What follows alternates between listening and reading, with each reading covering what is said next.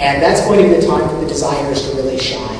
We have a slate of things that we're going to do. I want to be able to provide at least one strong graphical hook for the game that people can look at and say, that's a novel feature, that's something we haven't seen before, but we don't want to gate anything on the game development with it. We let the designers know what they've got to work with and then just do the best job that they can with it. And the development side, because it has been historically, and it's continuing to be true now, that the programming side of things is the long pole in the tent.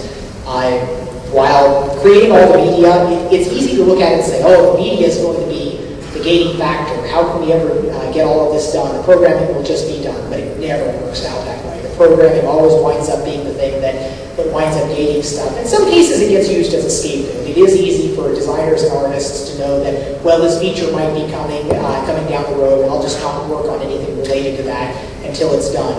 But for the most part, there really are a lot of holdups with programming before the game can become real.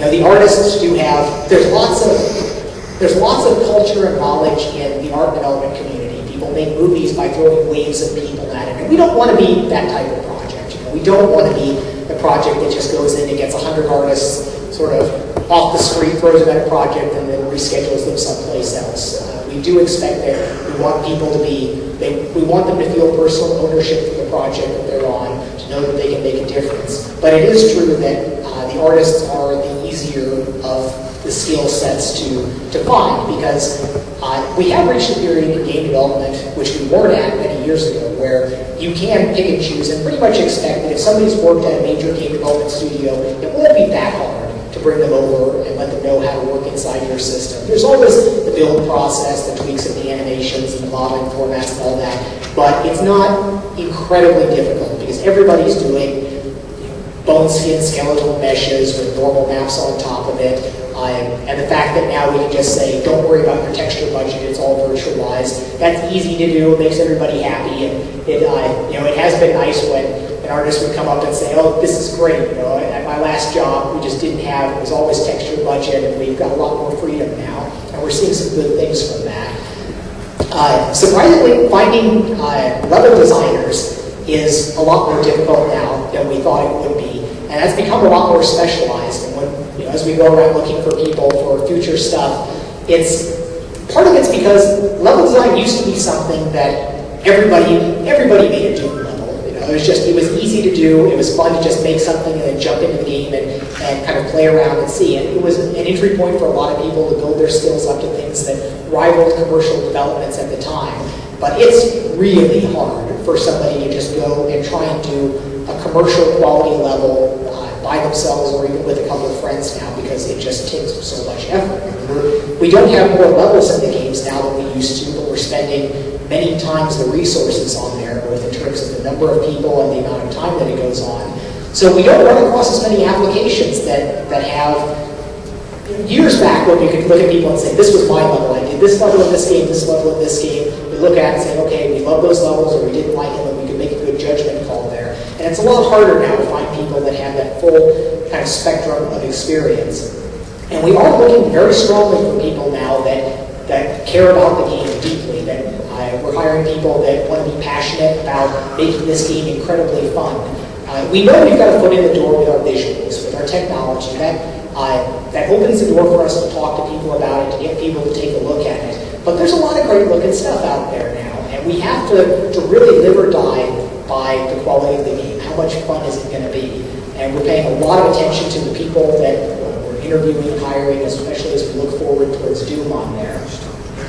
But unfortunately, programming does seem to be the thing that gates the projects the most. And one can always hold out hope that there's going to be some silver bullet, some methodology that will wind up helping us do better. And we look at lots of different things. We look at different management strategies, different tools.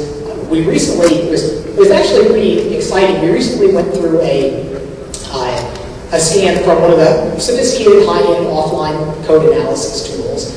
And this is one of those things that I was really hoping could provide some positive benefits, because in a C++ environment, you always have this worry that no matter how carefully polished you've made your code, how perfect you've done it, or you think you've done it, no matter how much effort you put into it, some new programmer writing in the game could just trash a pointer, freeze something inappropriately, and break everything.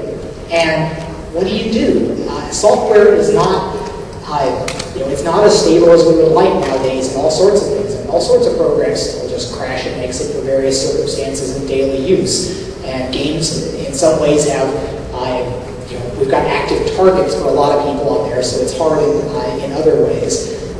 But the idea of something that could just pour over and maybe point out some things was hopeful and exciting. I didn't have my hopes up too high because we've always tried, when you turn up compiler warnings to some level, you get 10,000 warnings, most of which mean absolutely nothing.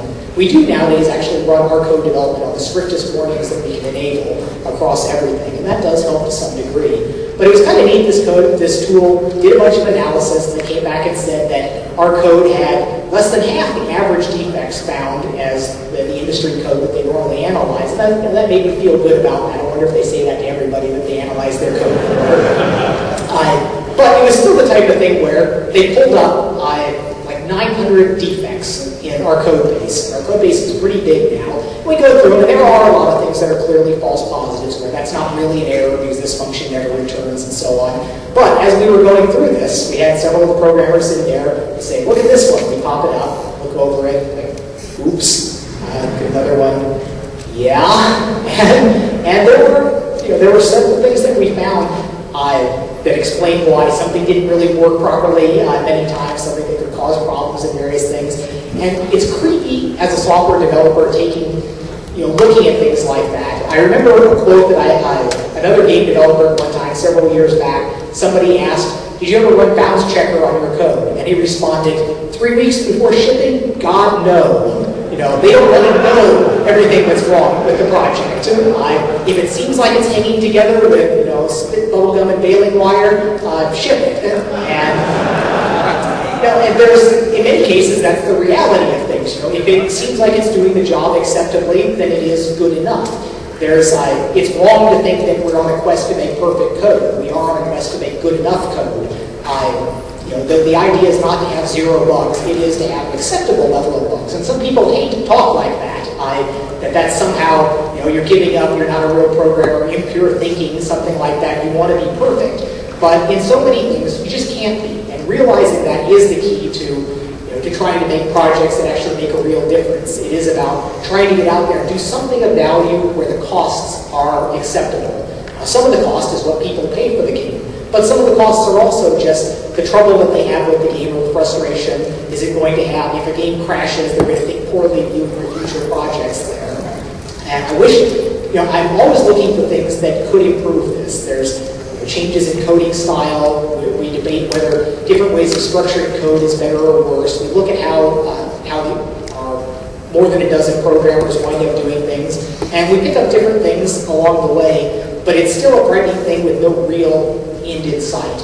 It's probably only going to get worse before it gets better on here. There's thoughts about, do we start moving in C# or Java or something that does protect us from some of the problems of C++?